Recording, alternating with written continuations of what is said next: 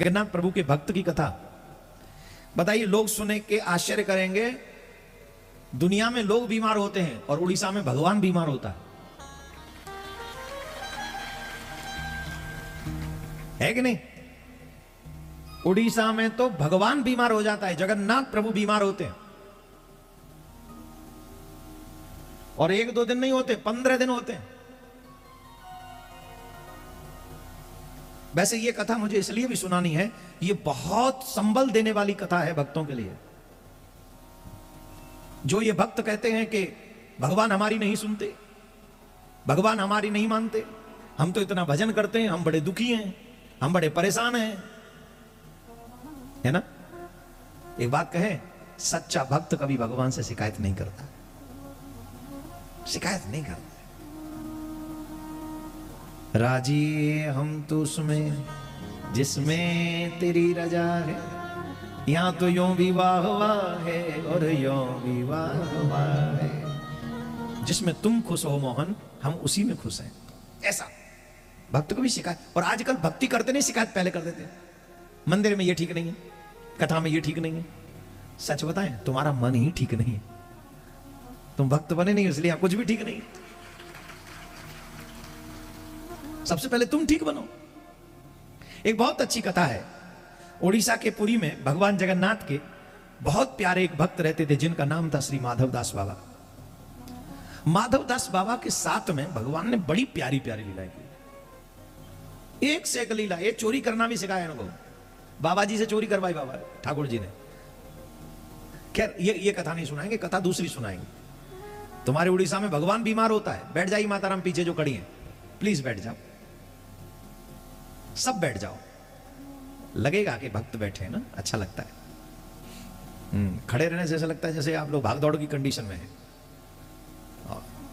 ध्यान से सुनो। जगन्नाथपुरी में माधवदास बाबा भगवान के परम प्रिय भक्त, वो अकेले रहते थे, नित्य प्रभु की सेवा में जगन्नाथ प्रभु के दर्शन करते थे। उन्हीं को अपना सखा मानते थे जगन्नाथ प्रभु को, ये हमारे सखा हैं। उन्हीं के साथ रहते थे, उन्हीं के दर्शन करते थे, प्रभु के साथ ही खेलते थे। एक बार थोड़ी उम्र बढ़ रही थी बाबा की, और जब बाबा की उम्र बढ़ रही थी तो अतिशय बाबा की तबीयत खराब हो गई, स्वास्थ्य खराब हो गया। और स्वास्थ्य क्या खराब हुआ कि वो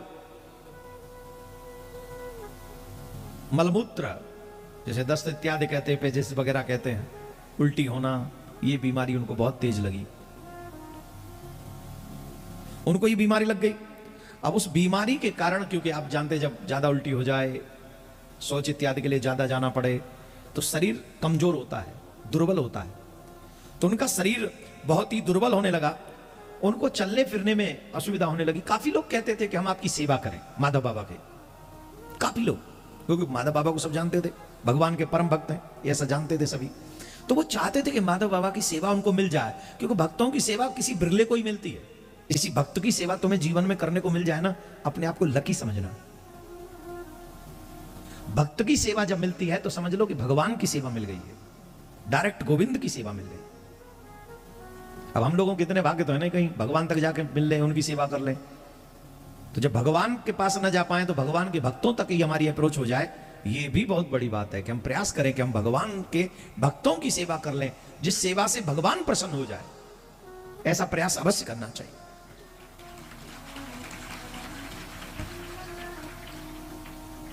माधवदास बाबा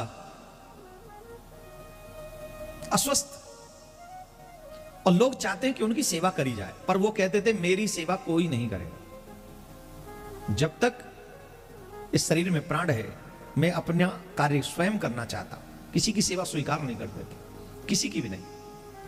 अब उनका स्वास्थ्य ठीक नहीं हो रहा था, बहुत कंडीशन खराब होती जा रही थी। तब जगन्नाथ प्रभु को लगा कि नहीं, किसी और की सेवा ले न ले, पर मुझे इनकी सेवा करने के लिए अवश्य ही जाना चाहिए। तब जगन्नाथ प्रभु, जब माधवदास बाबा का रोग बढ़ गया तो स्वयं जगन्नाथ ने एक छोटा सा बालक का, सेवक का रूप बनाया और बाबा के पास पहुंचे और बाबा से कहने लगे, बाबा तुम्हारा शरीर बड़ा अस्वस्थ है, तन बड़ा अस्वस्थ है, लाओ मुझे सेवा का अवसर दो, मैं तुम्हारी सेवा करूंगा। माधवदास बाबा ने कहा कि हम आपकी सेवा कैसे ले सकते, परंतु इतने सुंदर थे, इतने प्यारे थे, उनकी वाणी इतनी सुंदर थी कि वो डिनाई नहीं कर पा रहे थे, मना नहीं कर पा रहे थे। और माधवदास बाबा की सेवा में जगन्नाथ प्रभु लग गए। जगन्नाथ प्रभु अपने हाथों से, देखो क्या कहें, लोगों को लगता है भगवान दिखते नहीं। अरे जब भगवान के सच्चे भक्त बनते हो तो वो कर सकते हैं जो तुम्हारे बच्चे नहीं कर पाते। तुम्हारी औलाद, तुम्हारी संतान जिसे देखकर घिन करती है, मुंह मोड़ लेती है, वो ठाकुर जी करते हैं। बाबा की तबीयत कितनी खराब होगी जानते हो? उन्हें पता ही नहीं होता था कि कब वस्त्रों में उन्होंने मलमूत्र त्याग दिया। यह स्थिति हो गई थी उनकी कि कब उन्होंने मलमूत्र त्याग दिया वस्त्रों में, उन्हें पता नहीं चलता था। और जब पता नहीं चलता था, उन वस्त्रों को स्वयं भगवान धोते थे, बाबा को स्नान कराते थे, बाबा को स्वच्छ कर देते। जगन्नाथ प्रभु, इसे कहते सेवा। और भगवान अपने भक्तों की सेवा ऐसे करते हैं, आप सोच नहीं सकते, कोई नहीं सोच सकते हैं। कुछ समय बाद बाबा का शरीर थोड़ा स्वस्थ हुआ, थोड़ा, ज्यादा नहीं, थोड़ा। तो जब थोड़ा स्वस्थ हुआ तो बाबा समझ गए कि कोई और नहीं है, किसी साधु की कोई और इतनी सेवा नहीं कर सकता, ये साक्षात भगवान ही है, साक्षात गोविंद ही है, जगन्नाथ ही है। तब उन्होंने उन्हें पहचान लिया। और जब उन्होंने पहचान लिया तो एक दिन माधवदास बाबा ने कहा, प्रभु आप तो त्रिभुवनपति हो, आप तो त्रिलोकीनाथ हो, आप ही के बस में ये संसार है, आप ही के बस में ये त्रिलोकी है, आप जो चाहे वो एक क्षण में कर सकते हो, एक क्षण में जो आप चाहें सो। तो आपने इस रोग में मेरी इतनी सेवा करी, इतनी सेवा मेरी करी, इस रोग में मुझे रोगी रखा, मेरी सेवा भी की। आप अगर चाहते तो मेरे रोग को भी तो ठीक कर सकते थे, बजाय मेरी सेवा करने के। इतना सेवा करने की आवश्यकता क्या है? आप मुझे स्वस्थ कर देते, आप मुझे ठीक कर देते, मैं भी ठीक हो जाता और आप कोई सेवा नहीं करनी पड़ती। तब मेरे प्रभु ने एक बात कही बहुत अच्छी, बाबा ये जो रोग लगा है ना, ये रोग आपका प्रारब्ध है। ये भक्तों को बड़े ध्यान से सुननी चाहिए कथा, भगवान का यह वचन बड़े ध्यान से सुनो। बाबा ये जो रोग है, ये जो बीमारी है ना, ये आपका प्रारब्ध है और प्रारब्ध भोगने से ही मिटता है। मैं इस जन्म में आपका ये रोग ठीक कर देता, कर सकता हूं, पर इसी को भोगने के लिए फिर अगले जन्म में आपको आना पड़ता। और मैं नहीं चाहता हूं कि आप जैसे भक्त को इस प्रारब्ध को भोगने के लिए अगले जन्म में आना पड़े।